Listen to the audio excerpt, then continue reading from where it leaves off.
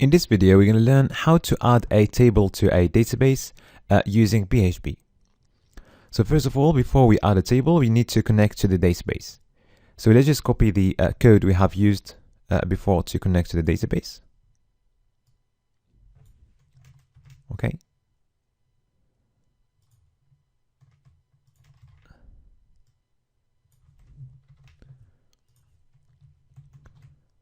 So if we refresh that, okay, we can see that we are connected successfully to the database. Let's remove the variable dumping statements. We don't need it. Let's refresh. Okay, so now we managed to connect to the database. And now we are ready to create our table inside our database. Okay, so now let's just add an H3 before this so that we have our page structured in a nice way. So I'm going to call this connect to database. Okay, and then we're going to add another piece of code saying create table. Okay.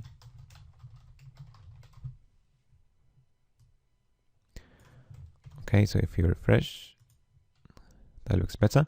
So now to create our table, first of all, we're going to create a query. Okay, so this query, we're going to store it in a variable SQL. Okay, and then we are going to execute that query so that we can create our table. So the query is going to be create table. Okay, and we're going to choose a name for our table. Task. Or let's just call it users, for example. Okay.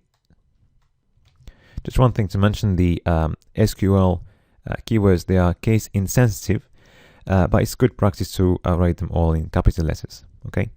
So create table users. Okay. And now we are going to put the names of our columns, okay, inside brackets like this. Okay, so let's start with the first column. So we want to call it ID, okay, and we want to give it a type integer. So you can write that right after the name of the column. And then if you want to specify the length, we can put the length inside brackets. Okay, like that.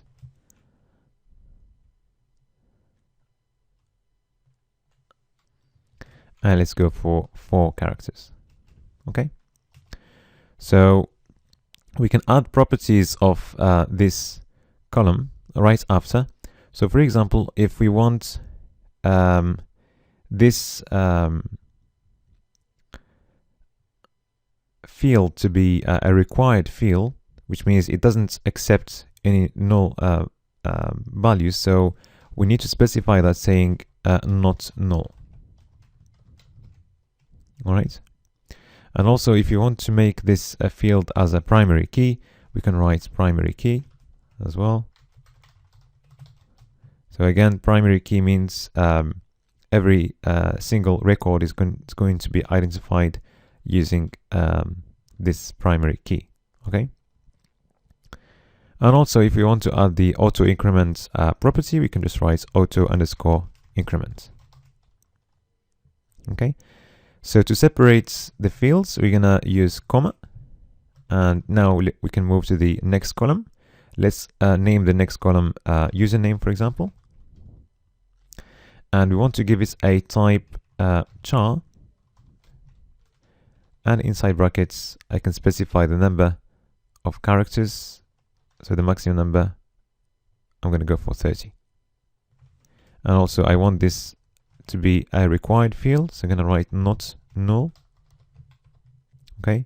So every record has got to have a value inside the username. Okay. That's what not null means. All right. And then let's have a last name, for example. Or let's have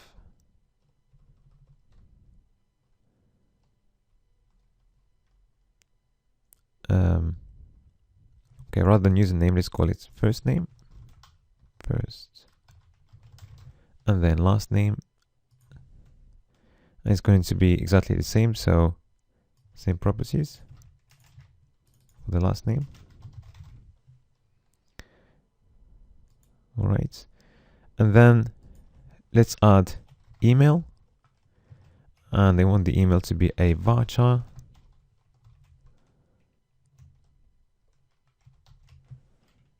And we can set that to 30 characters max. The first name and last name probably we only need 20 characters. And finally, let's have a password field, and we're going to give it a type varchar with a maximum number of characters 40, for example. Okay.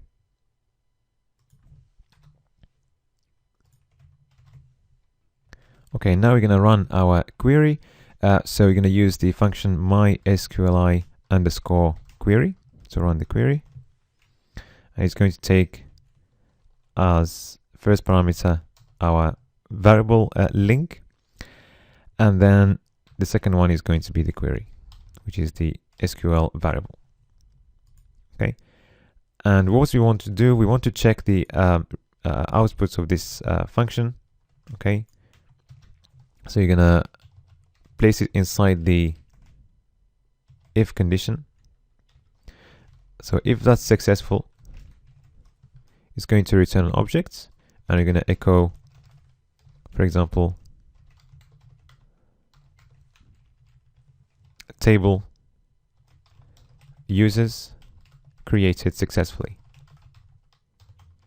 Okay. Otherwise, else, we are going to echo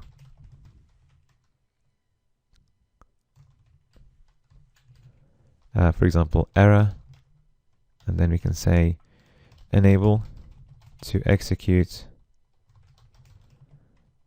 and then we can write the variable SQL there, and then we can add the error string there using the mysql underscore error function. Okay, and this function takes as a parameter the link variable. So if we try, okay, before we do that, let's just make sure that everything is correct.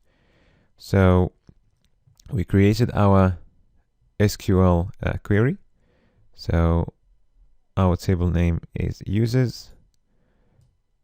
So you've got the first field, you give it a type, 4 characters max, we give all the properties, right? Then the second field, char, and then last name, then email, and then password.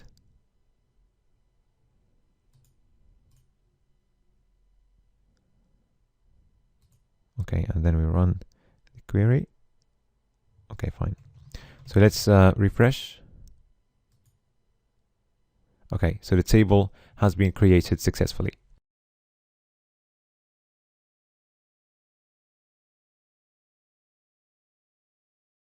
Now we can see the table users there.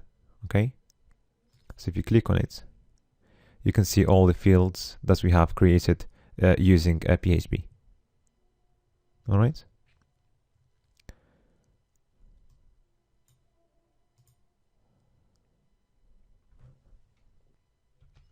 Okay, so in the next video, we're going to learn how to populate this table using PHP.